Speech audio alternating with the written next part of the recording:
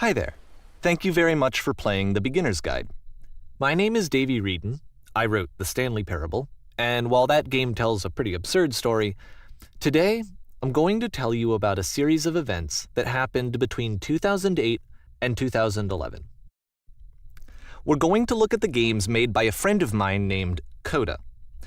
Now, these games mean a lot to me. I met Coda in early 2009 at a time when I was really struggling with some personal stuff, and his work pointed me in a very powerful direction. I found it to be a good reference point for the kinds of creative works that I wanted to make.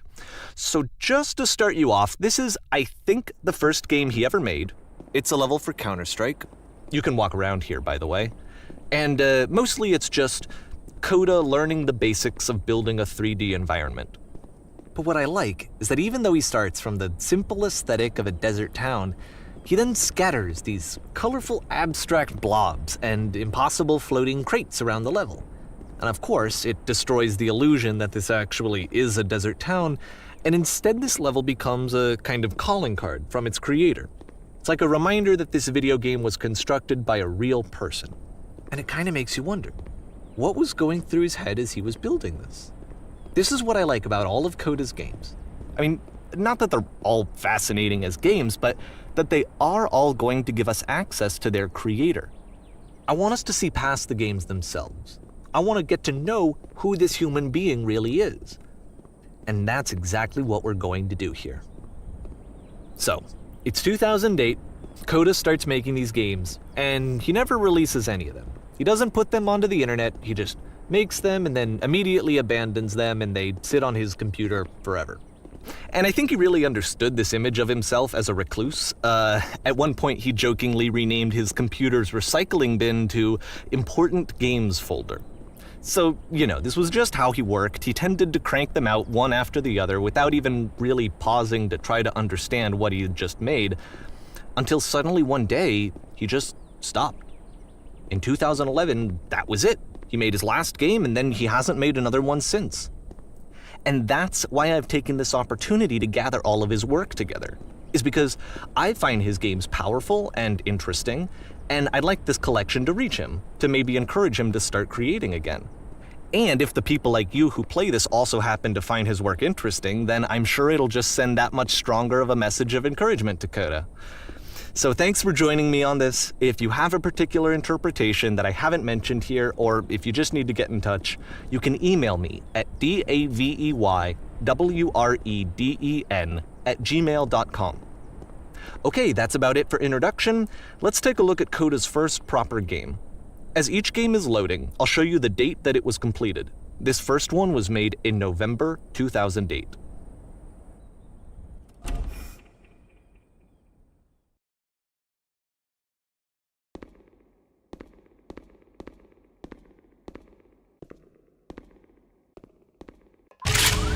Warning. Whisper machine active. Shift destruction imminent.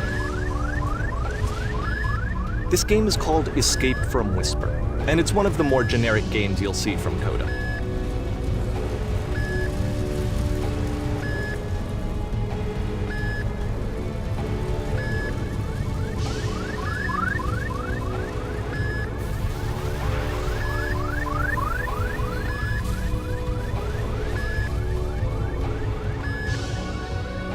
Security call breached. Hostile alien life forms inbound. It kinda looks like this game was abandoned mid-development. For instance, you have this gun, which you'd think would indicate that there are supposed to be monsters or enemies somewhere, but then clearly there are no enemies anywhere. You can't even reload the gun when you run out of bullets. But ultimately we don't really know. Maybe Coda thought that actually it was complete the way that it is. And I think that we should talk about his games for what they are, rather than for what they're not. Enemy force neutralized. Begin ship evacuation.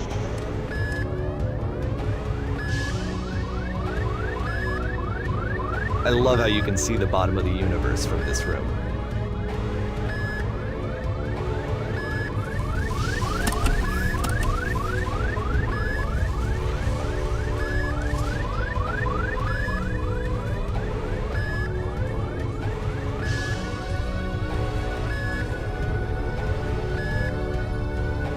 A apparently the space station has a labyrinth on it.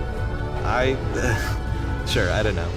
There's really no reason for it that I've ever been able to discern, so in the interest of time, I'm just gonna skip you on past it.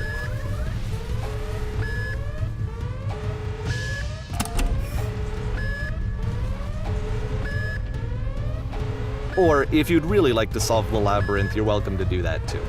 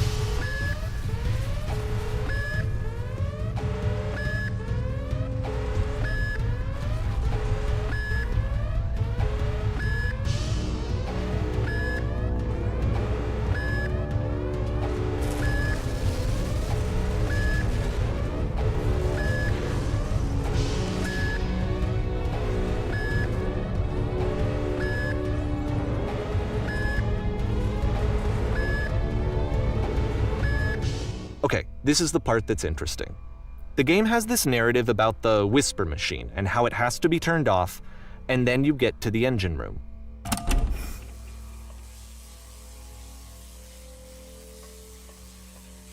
Hey, you there, in the engine room. You could save us all. That beam is powering the whisper machine. We could disrupt it by introducing a great enough heat signature. If your body could stop the beam.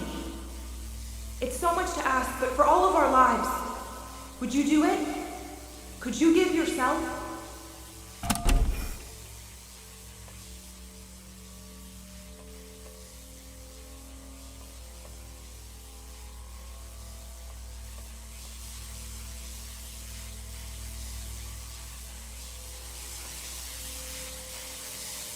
This is not a branching point, unfortunately. The only option is to step into the beam.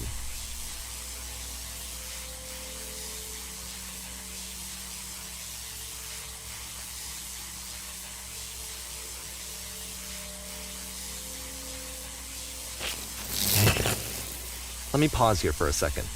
What you just experienced, stepping into the beam and then dying, is probably what Coda had initially intended when he was developing this level. But when he first compiles and plays it, something goes wrong. There's a bug somewhere. And this is what happens instead.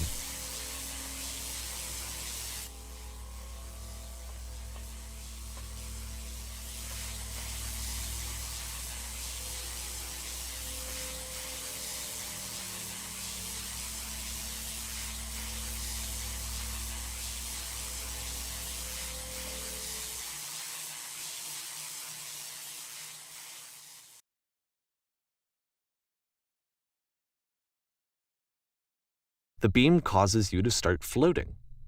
And this is an important moment for him. Because yes, this is technically a glitch, but Coda identifies something human about it. like how small it makes you feel in the face of this larger chaotic system. Or this floating could be the afterlife, a peaceful place, juxtaposed against all of the hysteria that you've just had to traverse.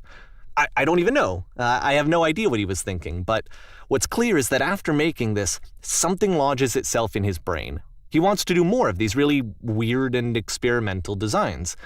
So he stops work on this and moves on to a stream of tiny little games that go in all sorts of directions. Let's go ahead and take a look at the first game he made after leaving this one behind.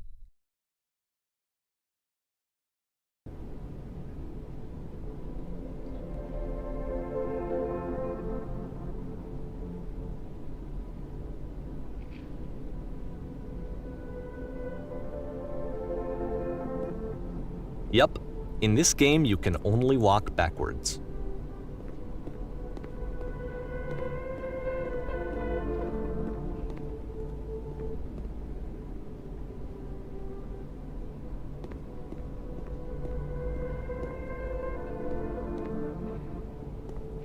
So it's a short and relatively minimalist experiment combining motion and narrative.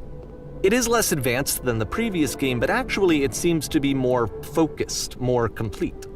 Code is trying to give it a unique voice rather than simply basing it on a pre-existing trope.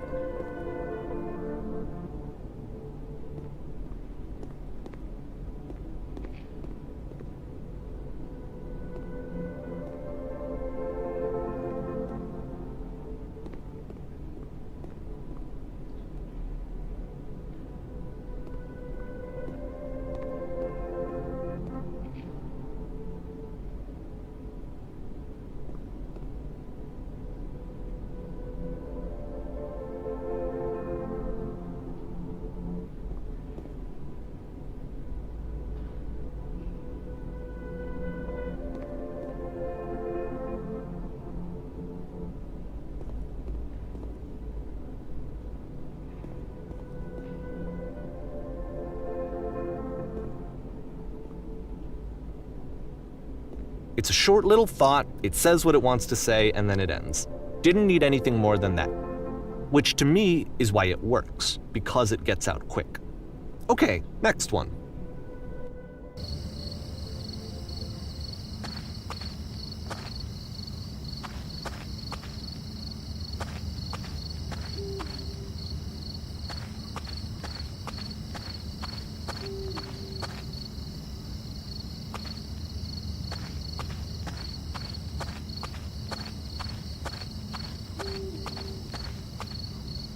And that's it. Okay, the meaning of this game won't be clear just yet. Please be patient with me for a few more games, and I promise you'll see what makes it interesting. Oftentimes, Coda would put bizarre titles like this one at the start of his games. I wish I'd known him at the time that he was making these early games. He would really only talk to me about his work as he was making it. Once he stopped work on a game, that was it. It was dead to him. And I don't agree with that at all, but what are you gonna do?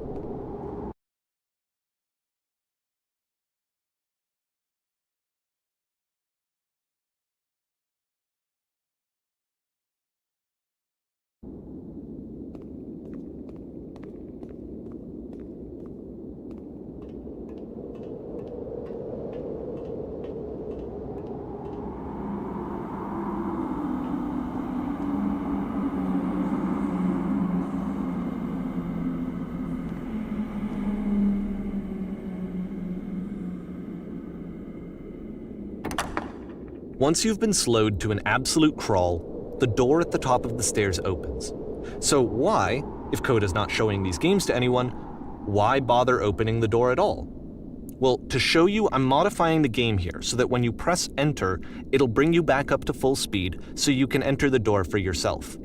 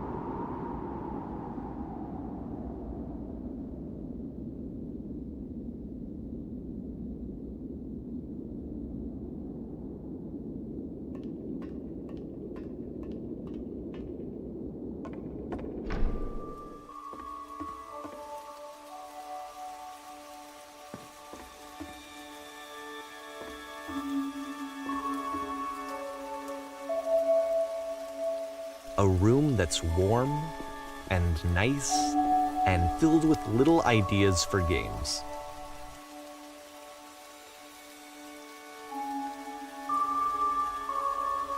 Coda would often tell me that he didn't mind if people thought of him as cold or distant.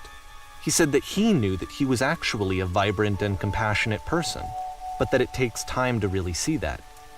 It can be a very slow climb to get there.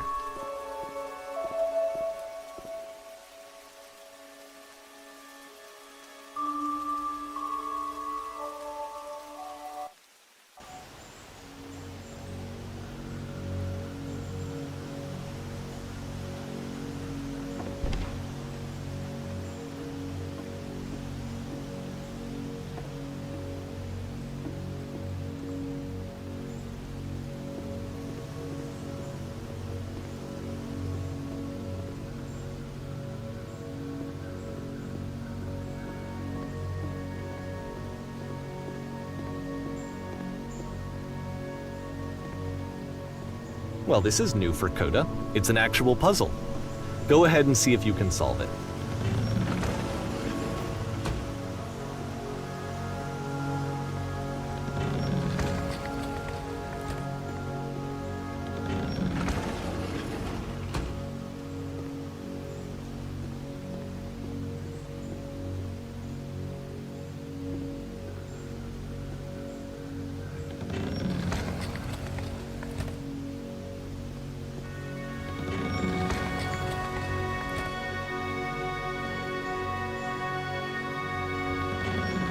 Don't forget that solution, because we're going to see this puzzle again soon. We're going to see it a lot.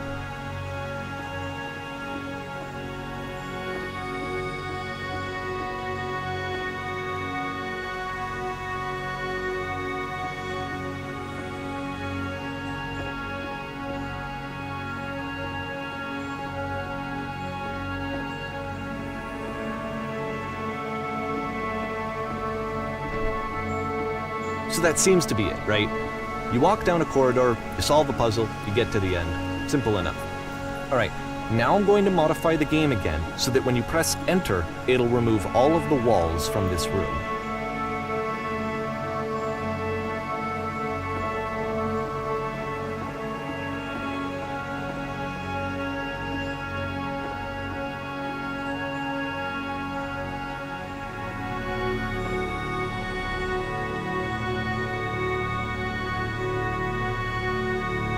How about that? There was more to it than we had any way of knowing.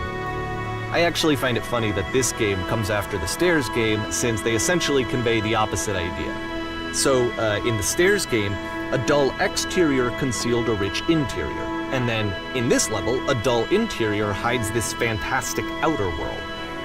Either way, I think that the point is the same, is that most of the time you don't get to know what you're missing, or even that you're missing anything. That's not your role as a player. So if your role here is not to understand, then what is it?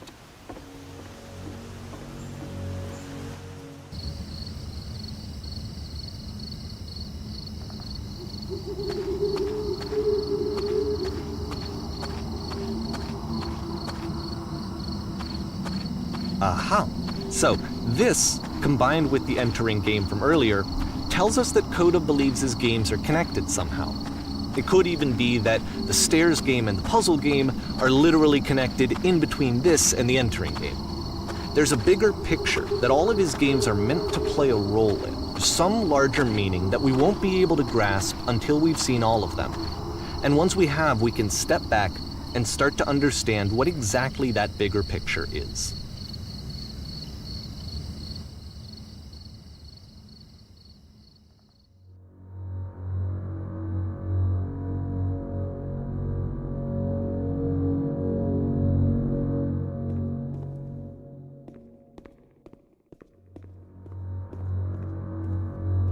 Let's talk about video game development for a second. Every video game runs on what's called an engine, which determines what the game can and cannot do. So in other words, the engine is a set of tools for game development. To make all of these games, Coda is using an engine called Source. Like all engines, Source has certain things that it does well, and it has certain things that it does poorly. One of the things that it does very well is boxy linear corridors. That's why so many of Coda's games are set in these large, flat, empty rooms, is just because he's working with what the engine does well.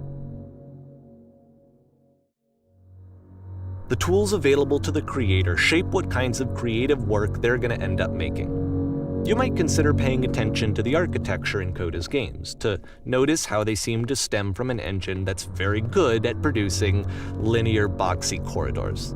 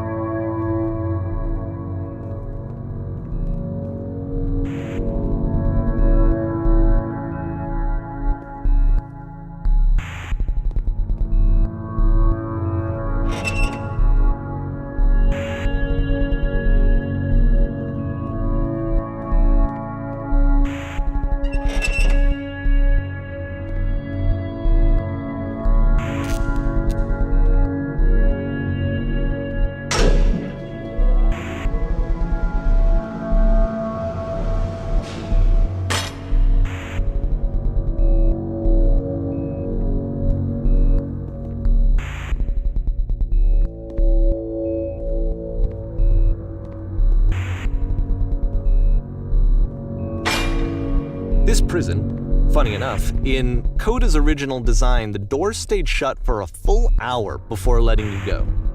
If you don't mind, I think we're gonna skip that.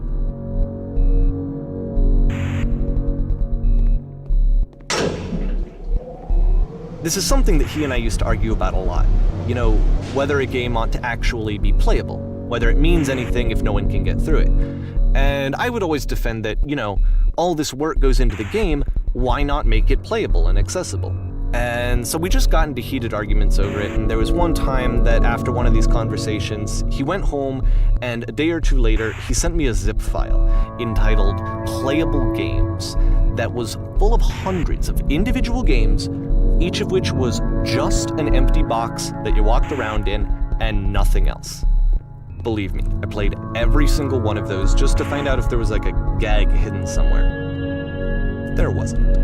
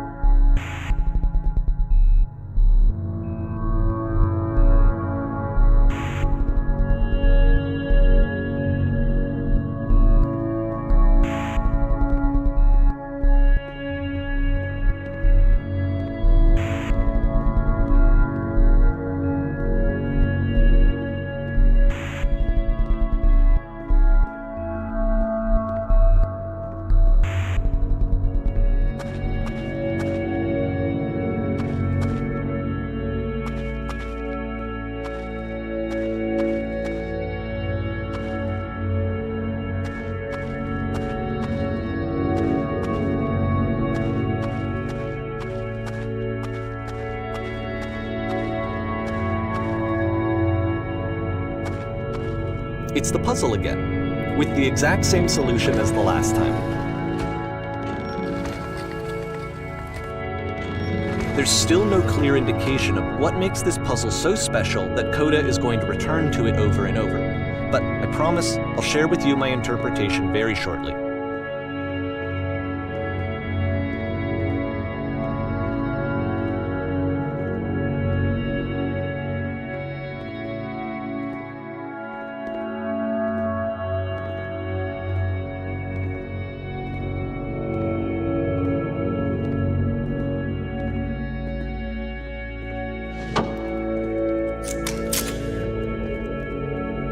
Here, Coda begins using a kind of dialogue system that he fashioned out of the engine's chat capabilities.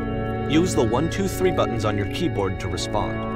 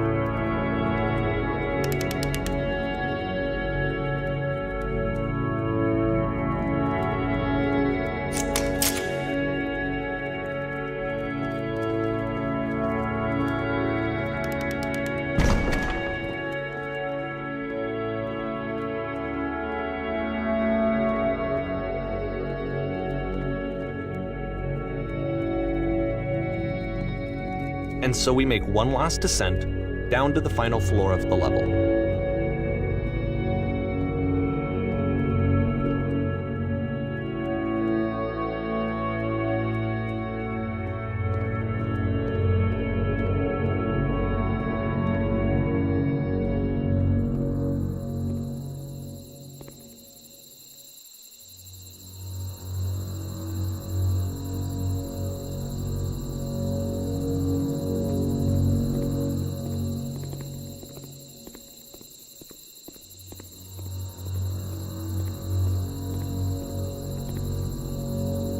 it's a lamppost.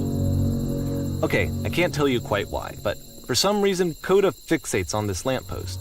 It's going to appear at the end of every single one of his games from here on out. I'll tell you what I think. I think that up to this point, he's been making really strange and abstract games with no clear purpose, and maybe you can only float around in that headspace for so long. Because now he wants something to hold on to. He wants a reference point. He wants the work to be leading to something. He wants a destination, which is what this lamppost is. It's a destination. We're going to see it in the work as well. His games are just going to become a lot more cohesive, a lot more fully developed, with more of a clear idea behind them. And as we go, that idea will get clearer and clearer and clearer.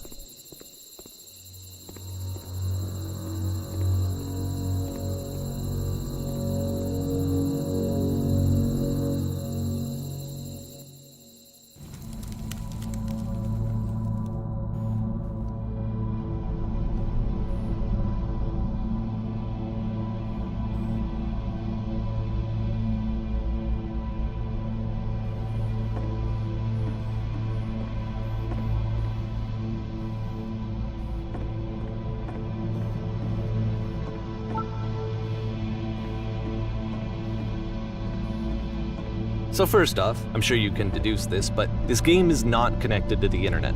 All of the notes that you're going to see have been written by Coda.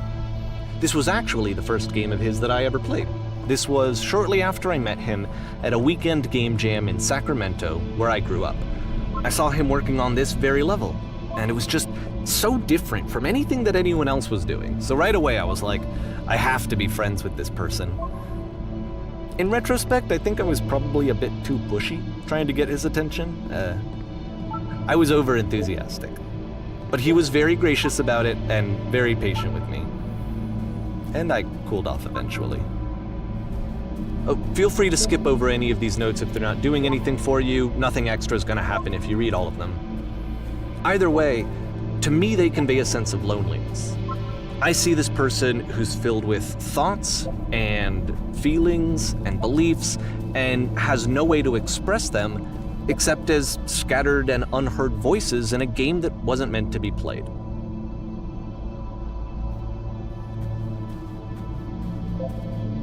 But it's ironic, isn't it, that in playing this game and seeing how alone Coda often felt, that we get to know him better and actually kind of connect with him. And I have to be honest with you, this idea is really seductive to me. That I could just play someone's game and see the voices in their head and get to know them better and have to do less of the messy in-person socializing. I could just get to know you through your work. I think this is why I always liked Coda's games so much, is because it felt like they let me have that connection. I felt as though he was inviting me personally into his world. And then I feel less lonely too.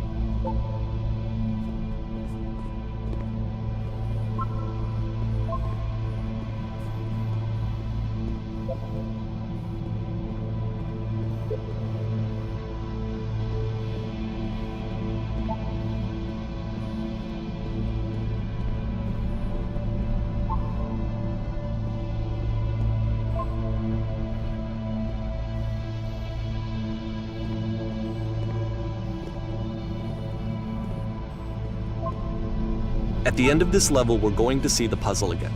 And here, I'll tell you what I think the puzzle means. Each of these games represents an idea that was on Coda's mind at the time that he was making it. And the puzzle is a way of closing the door on a previous chapter of his life before moving on to the next one.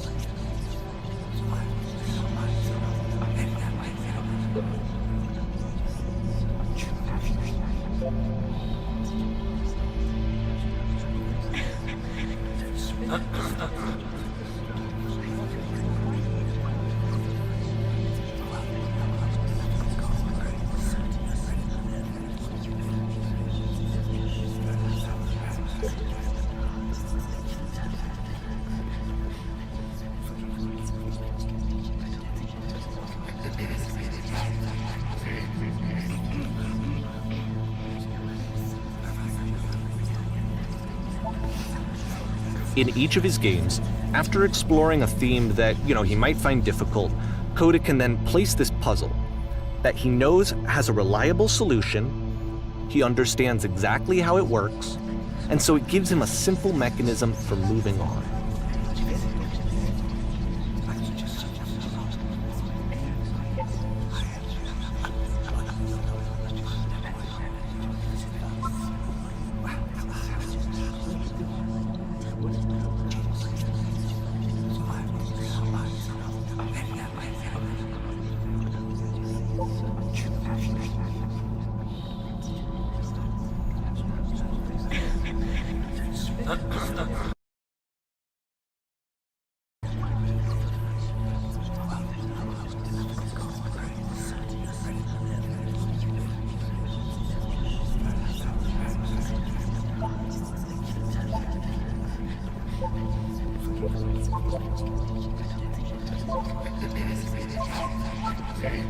And because there's this dark area between the doors, a space between spaces, before you move on, you get to pause.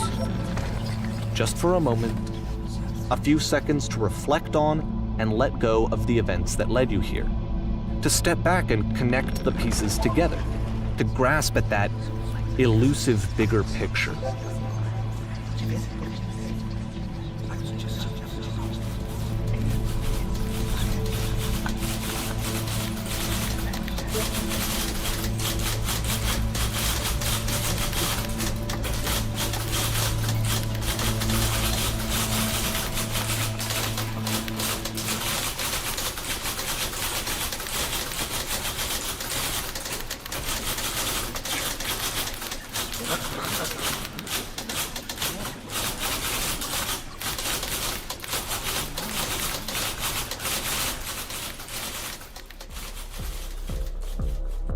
Okay, this one is tough. It's gonna kind of just spin its own wheels for a few minutes. Hang with it.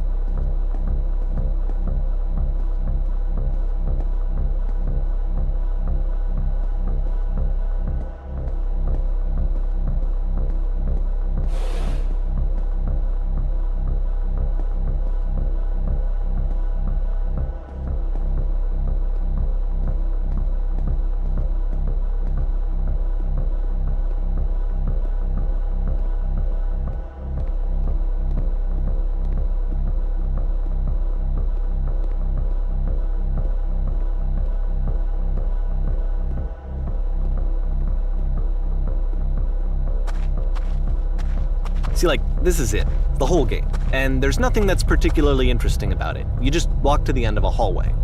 Except, for some reason, Coda gets really fixated on this prison that has all of this modern furniture. And I don't know why, but he decides he needs to revisit this prison. He's gonna start over, use the same assets, turn it into something else. Okay, cool, here's version 2.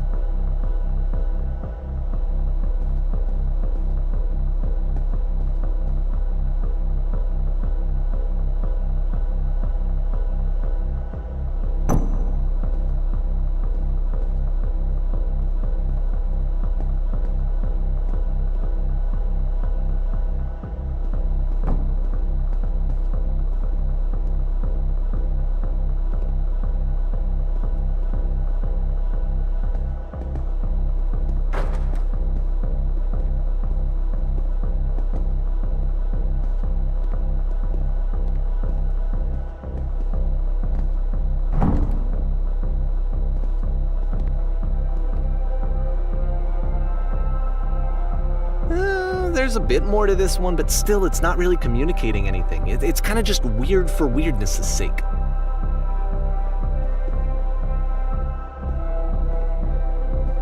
So okay, he throws it out and starts over. This time he comes at the prison idea from a different direction.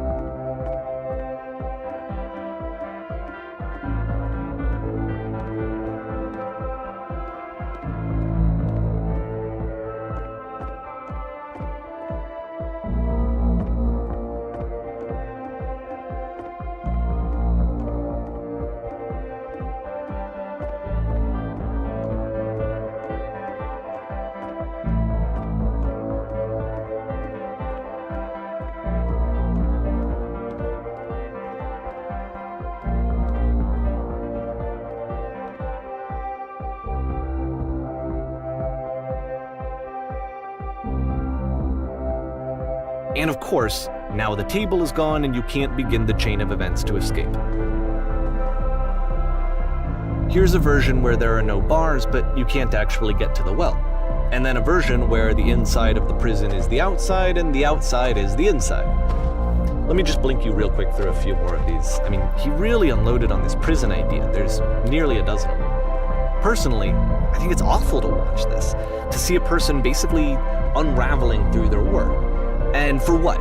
At what point do you just go, maybe there are game ideas other than this prison that I could be working on? But Coda doesn't have that voice telling you to stop, that particular mechanism of defense against yourself.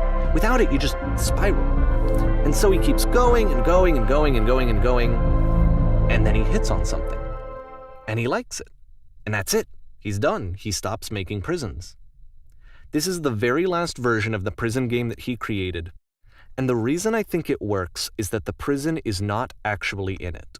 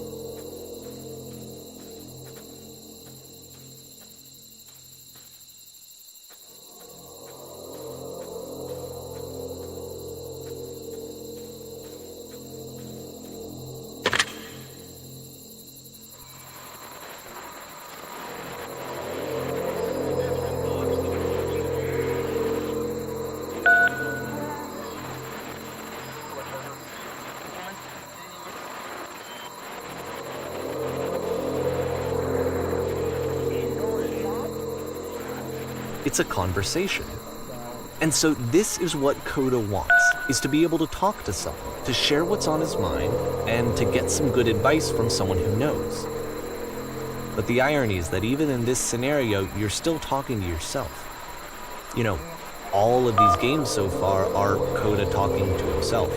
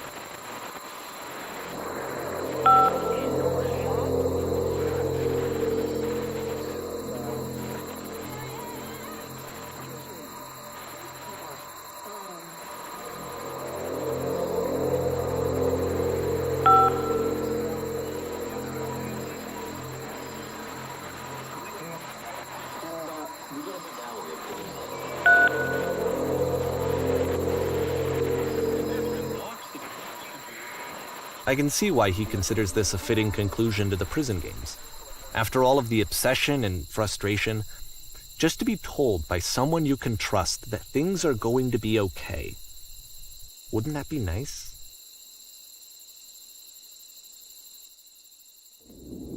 So what would it look like if Coda wanted to make a game about talking to someone other than himself?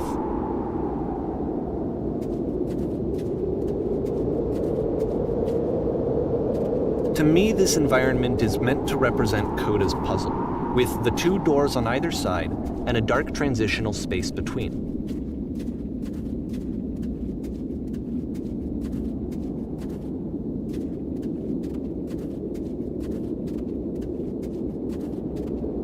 Just so you're aware, nothing will happen up here until you've been inside the house.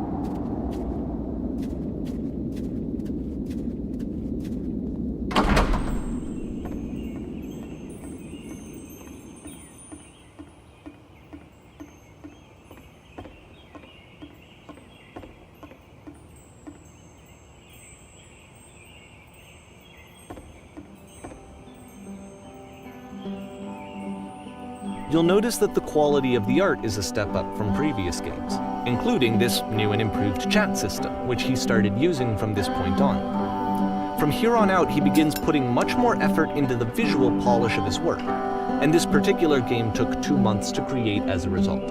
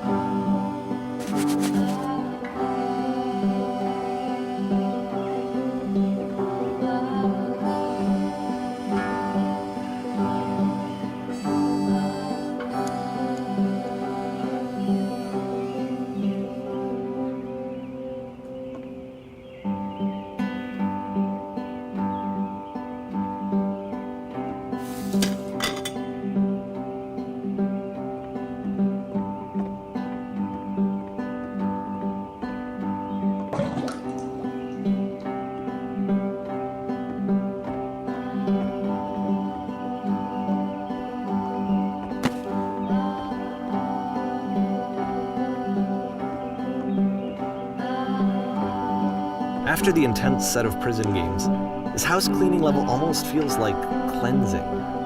It's the moment after a particularly difficult or traumatic experience where you just need to let it sit and digest inside of you, and eventually cohere into something meaningful.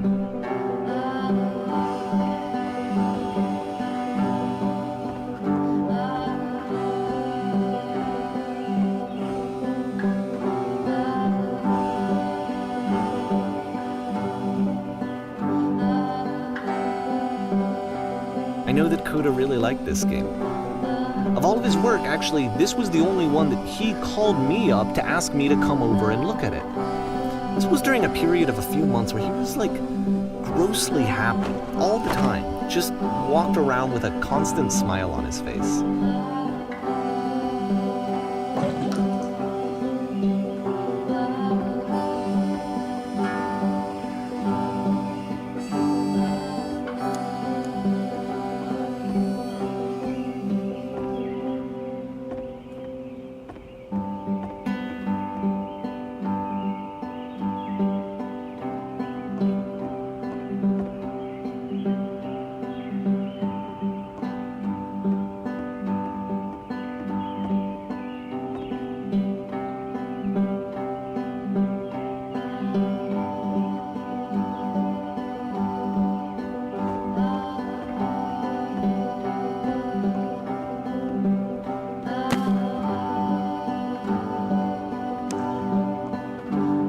I'm glad he made this. I'm glad he found some peace.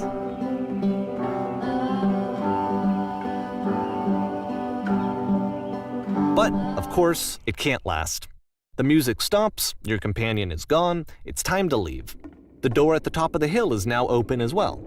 Again, you can't stay in the dark space for too long. You just can't. You have to keep moving. It's how you stay alive.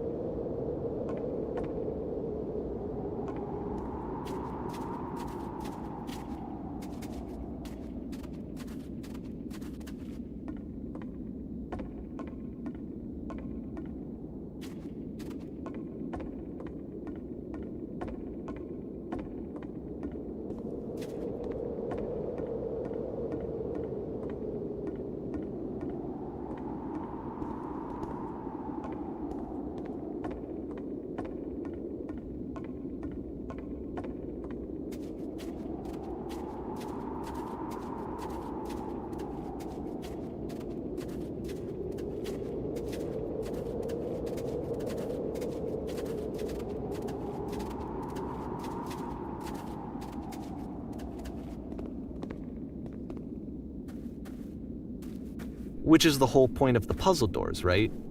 That sooner or later you have to pick up and move. I really thought that was the point of it.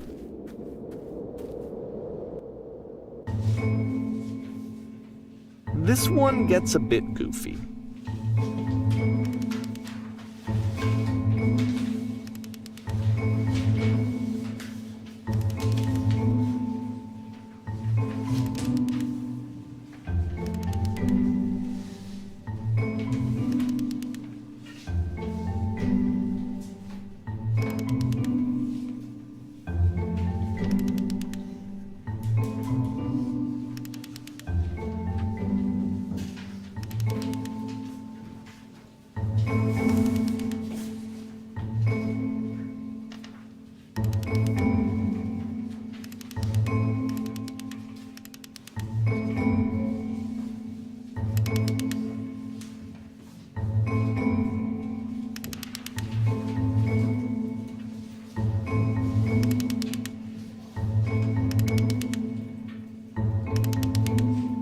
About halfway through the game, the perspective shifts.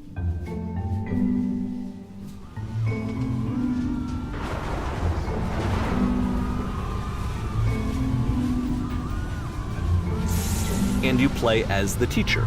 And suddenly, you discover that your teacher is just as bigoted and afraid as you are. Oh, and also you can move around the classroom now.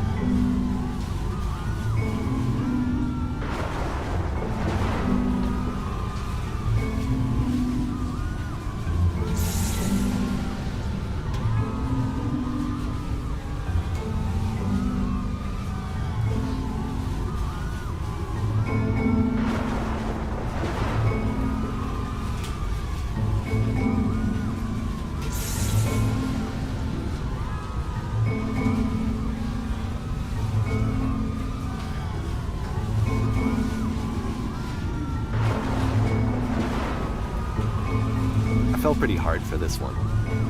I feel like it's one of the most relatable experiences that you can have. To assume that some other person is perfect and totally fulfilled in every way, and completely miss all of the little flaws that make them painfully human. I think about this game a lot these days.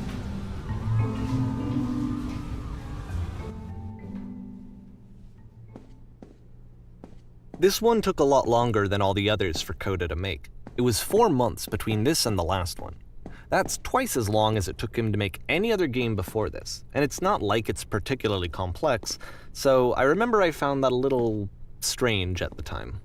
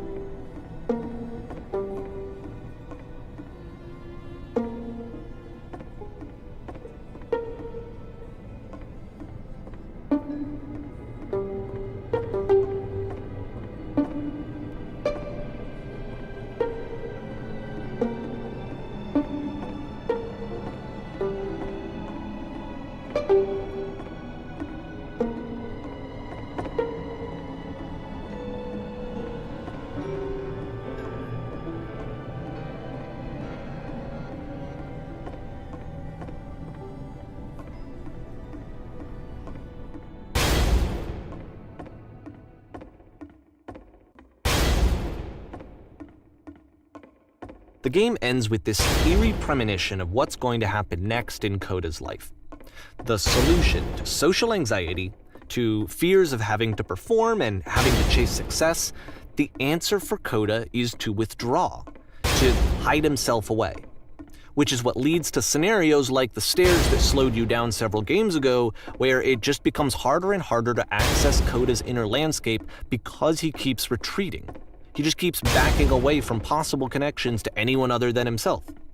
And to be honest, I didn't consider it very healthy when I first played this game. You know, it looked to me like he was trying to justify the idea of just disconnecting yourself from the world. And that wasn't what I wanted for him or for his games. because I feel like a lot of his games are inviting me to connect with this person, to bring him closer. But what can you do? After this, Coda went off and took another 5 months to make a new game.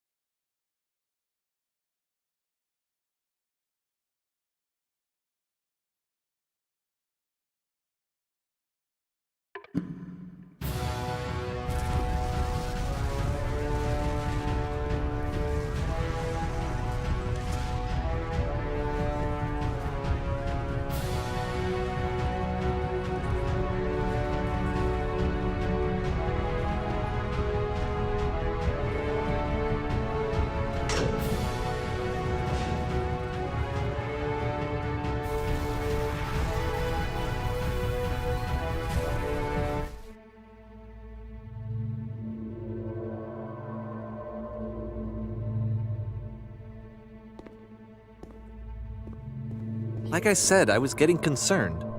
First off, he's never been this explicit in his work about exactly what he's thinking. So where's that coming from? But then even weirder, his work has potentially stopped being an outlet for him. Not like he's having trouble iterating on ideas, but he literally just can't think of new ideas anymore. And in person, he was being a lot more distant than usual. Like, you know how sometimes a person will just deflect anything that you say in order to keep themselves disconnected all the time? It was that kind of thing. Here was the point in my relationship with Coda where I really started to wonder if he needed my help in some way.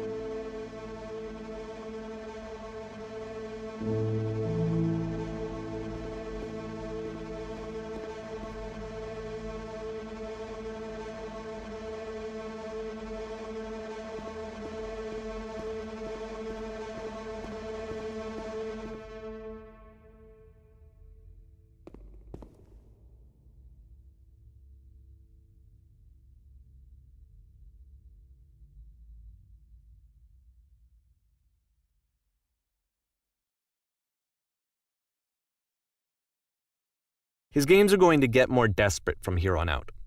After this game, it's almost 6 months before he finishes something new.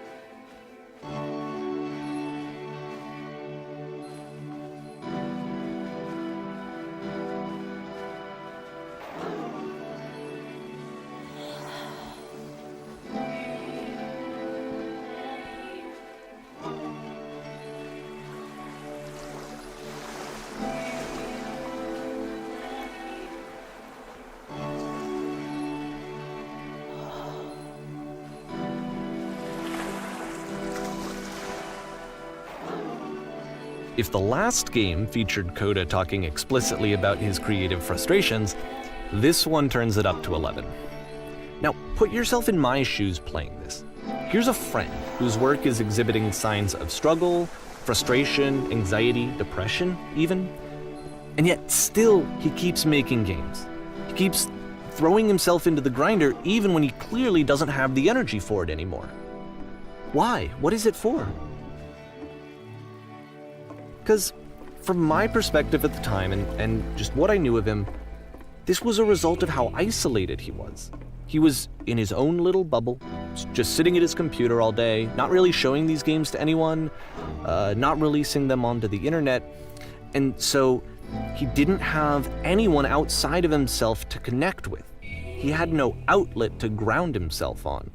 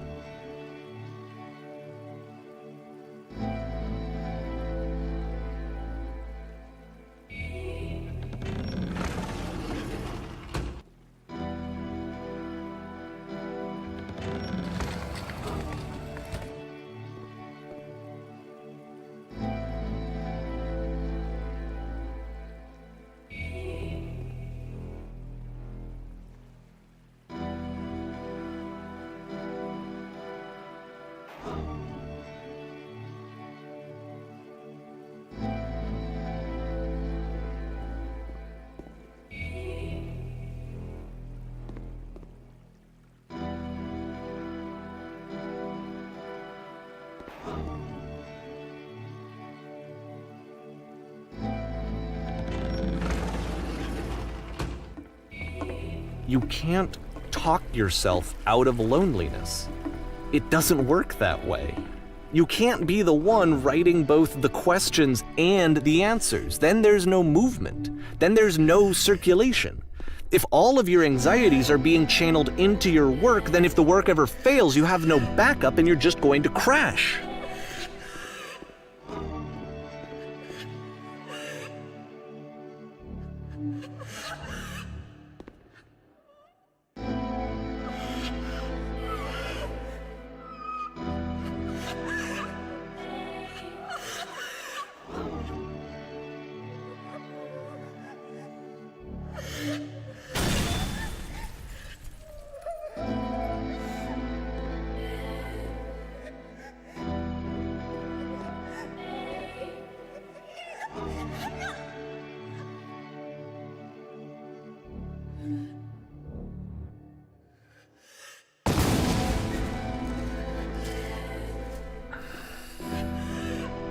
Seeing this game at the time that he made it, it looked really unhealthy to me.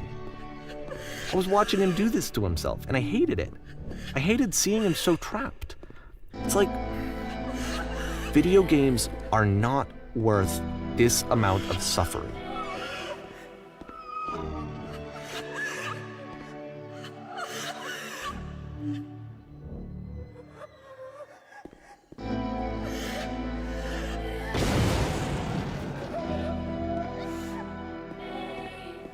This is someone I really cared about. And I used to get so much joy out of seeing him create. For him to suddenly become angry and frustrated like this, it was the worst thing for me.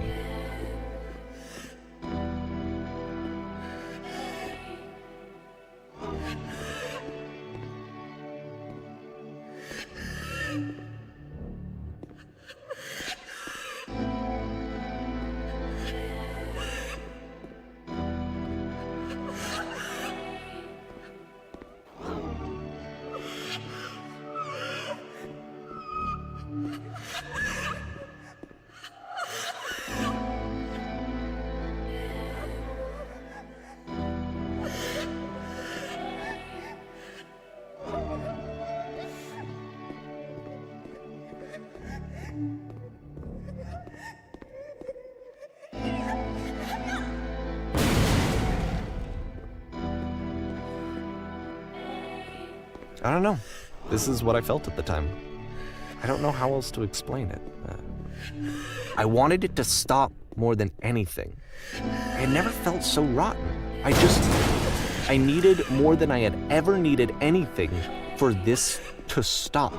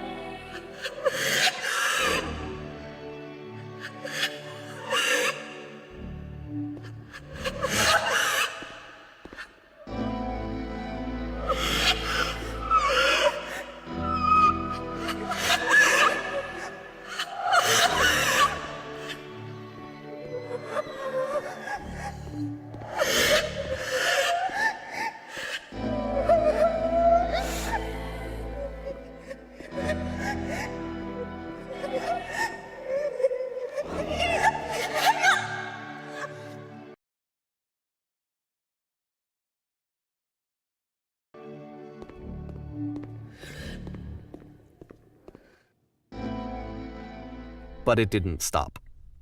After finishing this one, Coda takes another 7 months and comes up with a new game.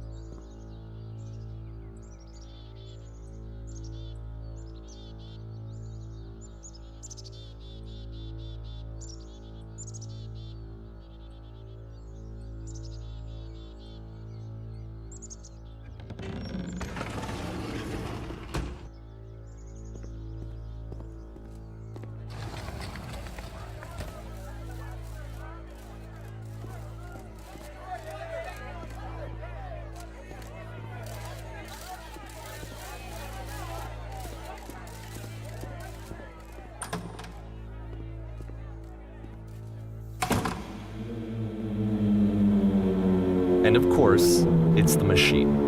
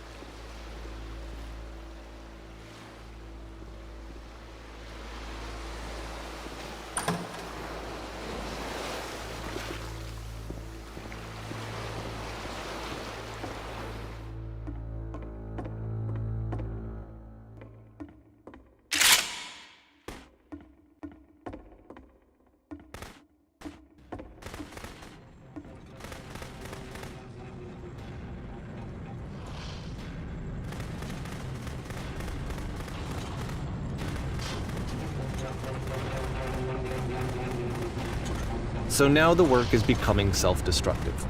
And I'll tell you, at the time that I first played this game, shortly after he made it, here's what I'm thinking to myself. I'm thinking that code is stuck in his own head, and that it's having a very negative effect on him, and that all he needs to do is just start showing his work to people, to get some actual feedback on his games. It might get him out of isolation. And so, as I'm thinking this, I realize that I could be the one to initiate it. Because it would never occur to Coda to start actively soliciting feedback, so what if I did it for him? If he could see the difference it would make to have more actual conversations with other human beings, would that bring him out of his mental spiral? Would it give him confidence in himself? Would it bring meaning back into his work?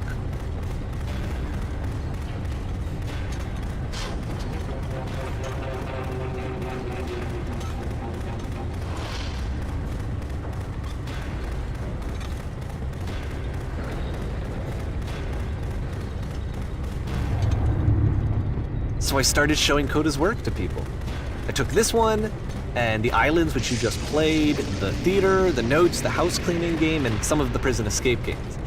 I brought them to people that I knew and trusted. I asked their opinions. And the great part is that they really loved his games.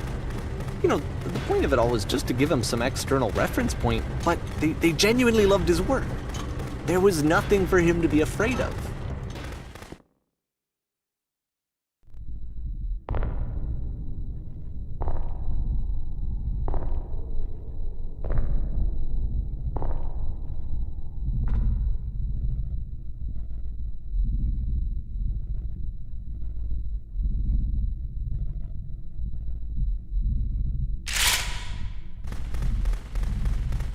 Can you see why I felt like this was the right thing to do?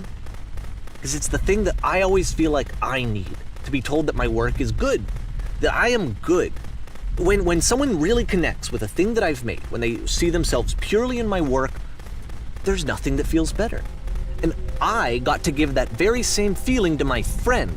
I did something, I really felt like I'd done something good, like I was a good person. I felt like there was a friend who was in trouble and was unhappy and maybe didn't like themselves, and I could fix it. If I could give him this gift, maybe I could fix the problem. When they told me how much they enjoyed his games, it was the best feeling. It was the absolute best feeling. It made me feel so happy, so beautifully, beautifully happy.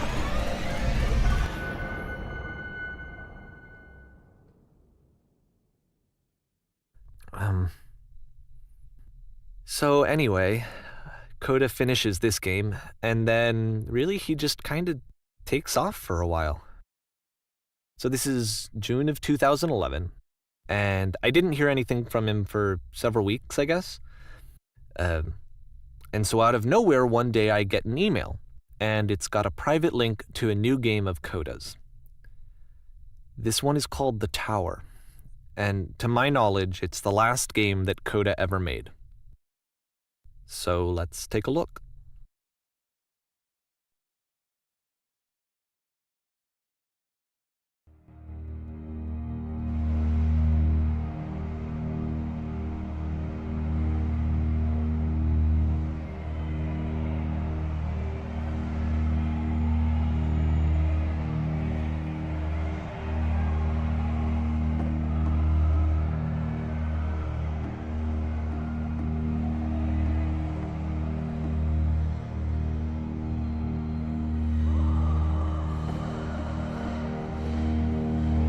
And this is where I have trouble saying anything meaningful about Coda's work.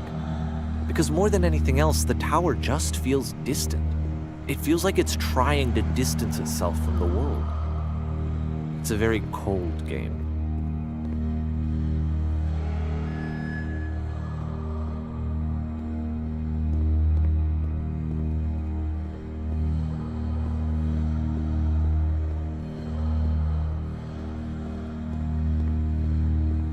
This room actually has a maze in it.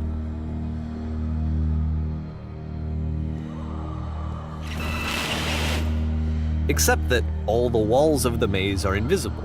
And then every time you touch one of the walls, there's this awful flashing and noise, so the experience is really miserable. The game goes beyond not being meant to be played, it actually seems to despise the player for trying to play it at all. But I do want to show you the rest of the levels, so when you're ready to continue, press enter and I'll put a bridge over the maze.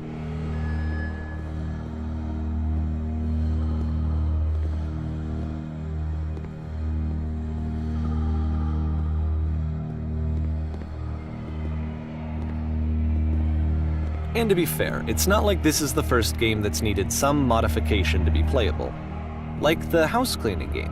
You know, that one used to actually loop the cleaning chores and you just cleaned a house forever. I had to cut it off so that you could exit the house and the game would actually end. But that game had an idea that it was actually trying to communicate. What's the deeper idea behind the invisible maze? The only way past this challenge is to randomly guess the 6-digit code. Like the invisible maze, it's frustrating to me, because it's the opposite of everything else that Coda has made. It doesn't encourage thought or engagement.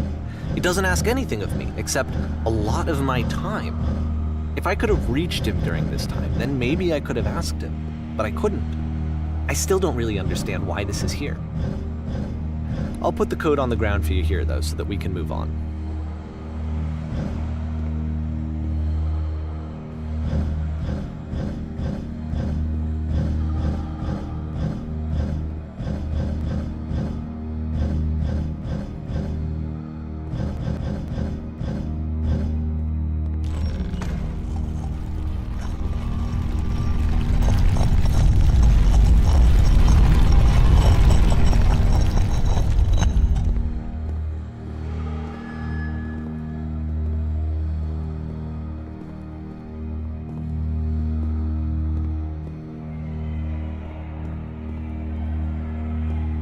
The switch to open this door is actually on the other side of the door, meaning that it's literally impossible to solve from this side.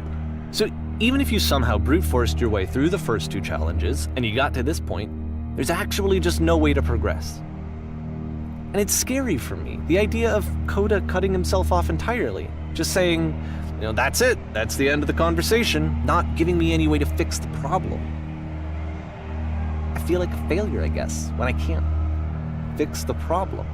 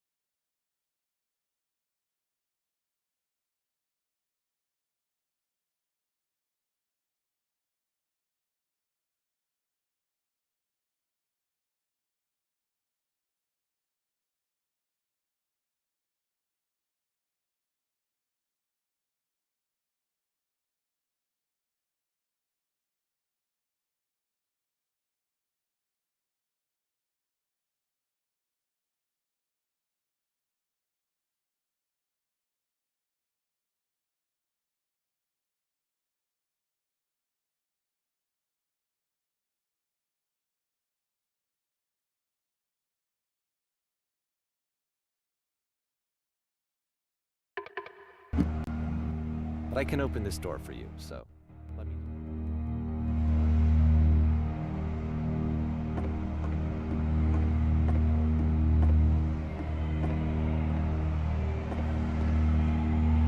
And this is where I have trouble saying anything meaningful about Coda's work.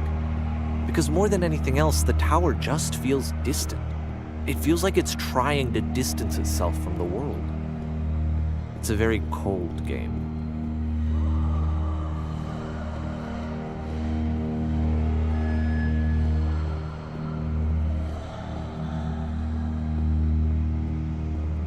This room actually has a maze in it.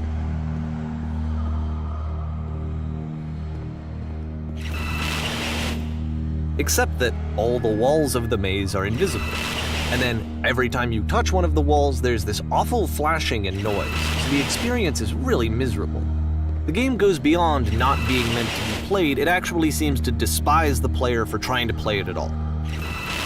But I do want to show you the rest of the levels, so when you're ready to continue, press enter and I'll put a bridge over the maze.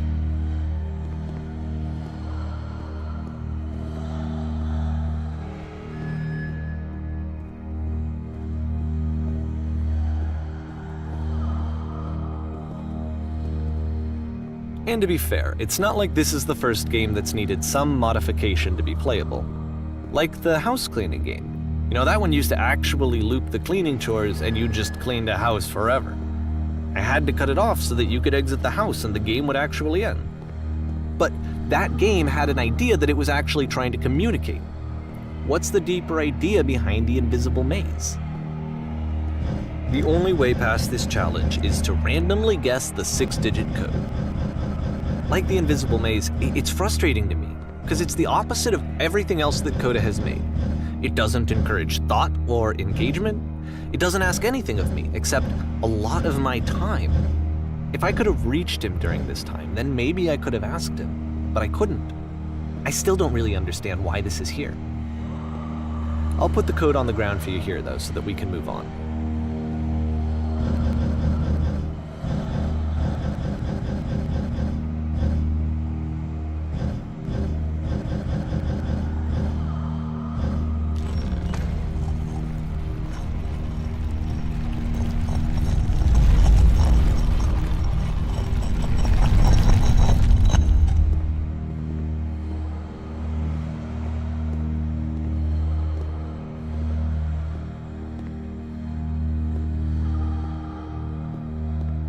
The switch to open this door is actually on the other side of the door, meaning that it's literally impossible to solve from this side.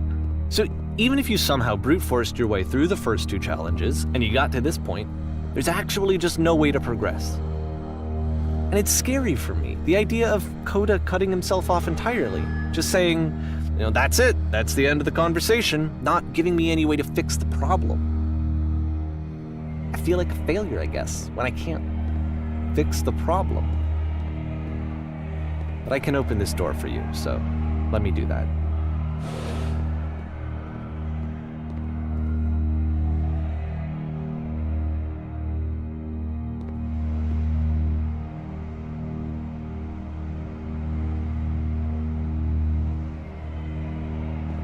Was I a failure for not understanding this game?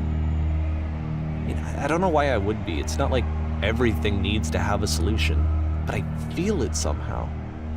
I feel like I failed, and I don't understand why.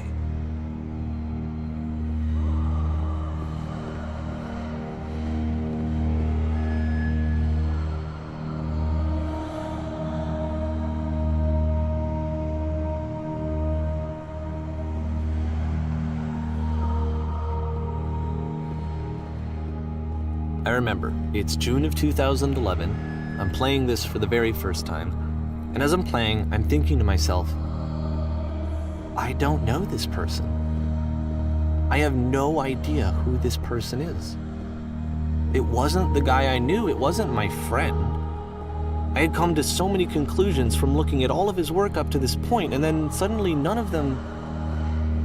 I had been trying to, though, that was the thing. For years I was trying to get to know him, to understand who he actually was and what he stood for. I asked him so many times to please just tell me what his games mean to him. I asked him please to tell me what the 3 dots mean. And he wouldn't.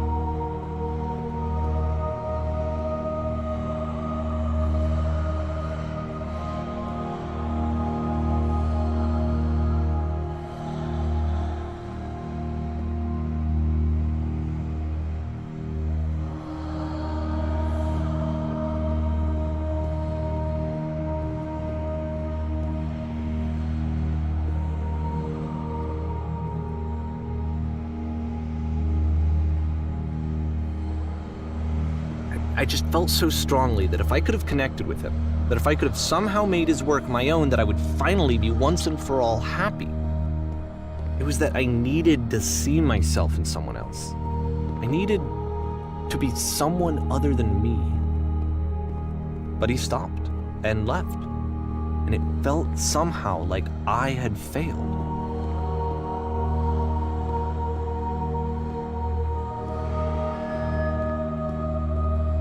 Where did I screw up?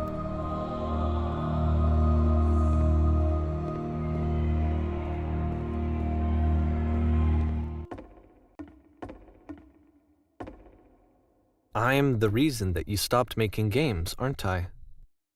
It's because of what I did. I poisoned it for you.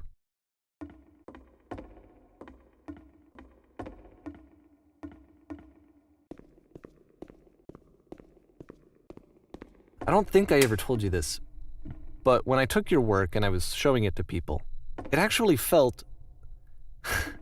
it felt as though I were responsible for something important and valuable.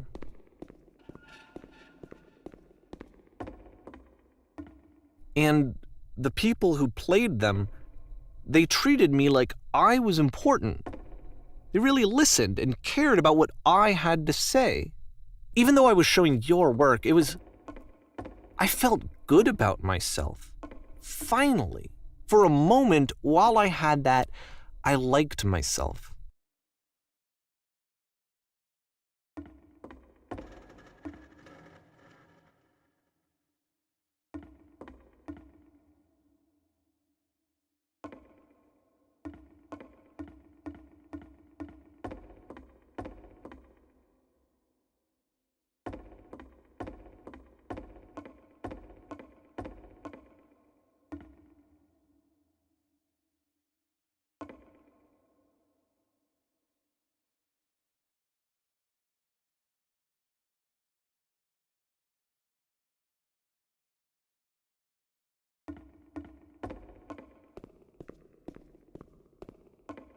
And then you stopped, and I didn't have anything left to show people. I just had to be with myself. And as soon as that happened, there was no feeling at all. Nothing. Less than nothing. What does that mean?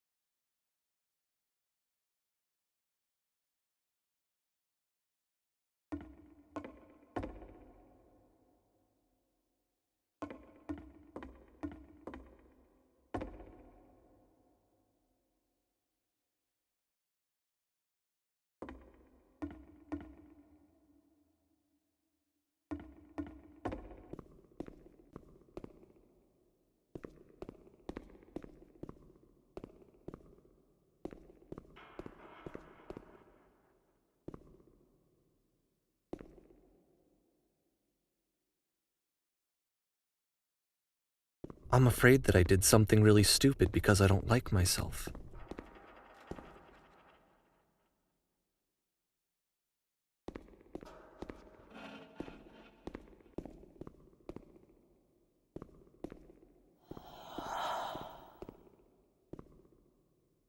That's why I'm releasing this collection of your work, is because I haven't been able to find any other way to reach you.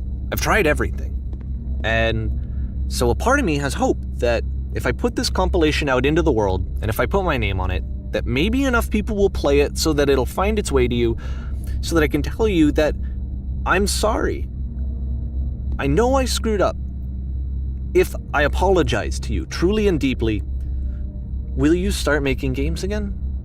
Please, I need to feel okay with myself again. And I always felt okay as long as I had your work to see myself in. I mean, is something wrong with me?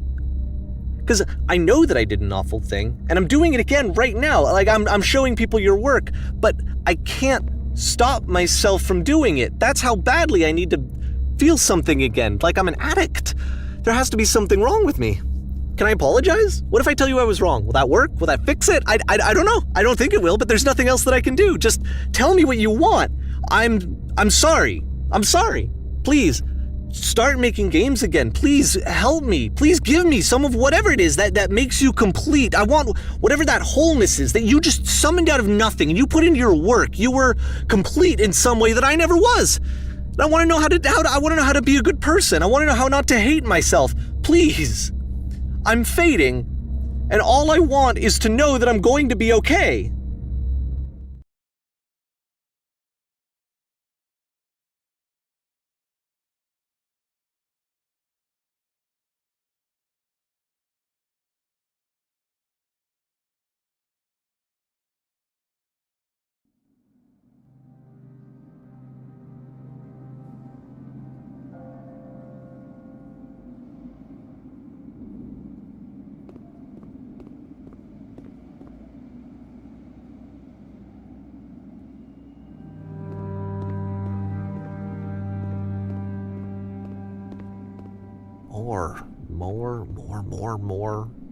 More love, more praise, more people telling me that I'm good.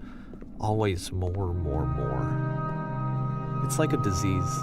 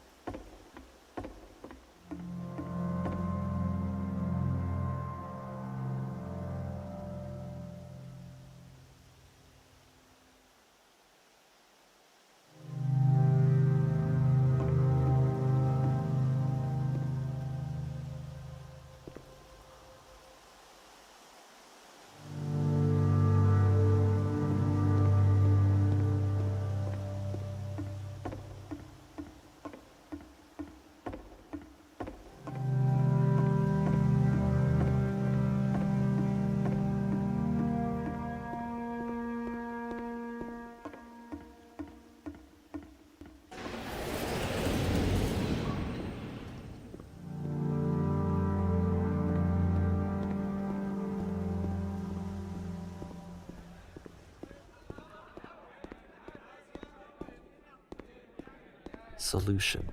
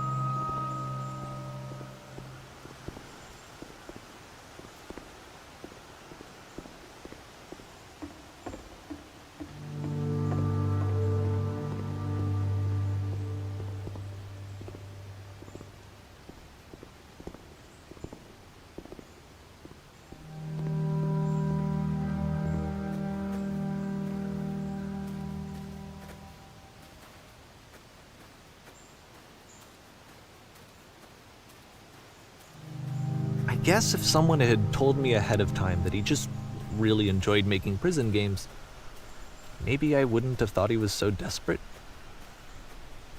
I wouldn't have told so many people that he was depressed. Maybe he just likes making prisons.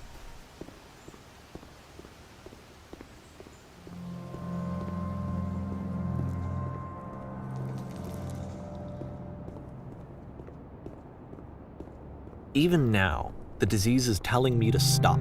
Don't show people what a shitty person you are. They'll hate you.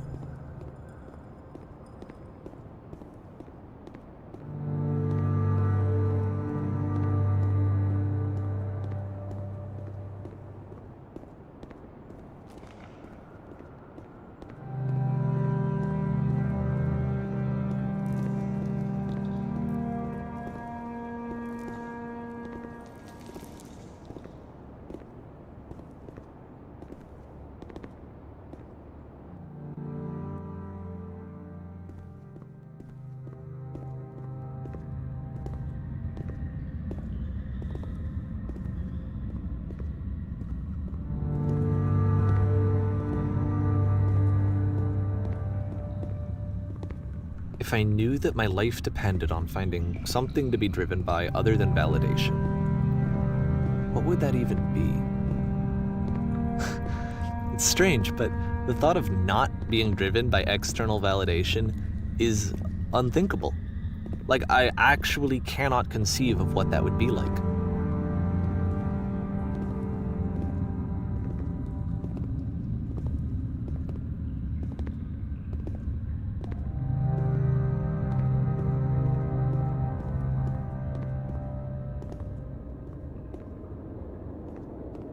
What now?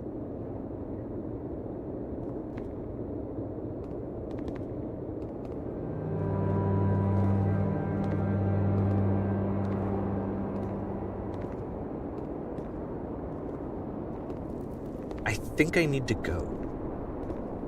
And I'm sorry, because I know that I said that I would be here and I would walk you through this, but I'm starting to feel like I have a lot of work to do.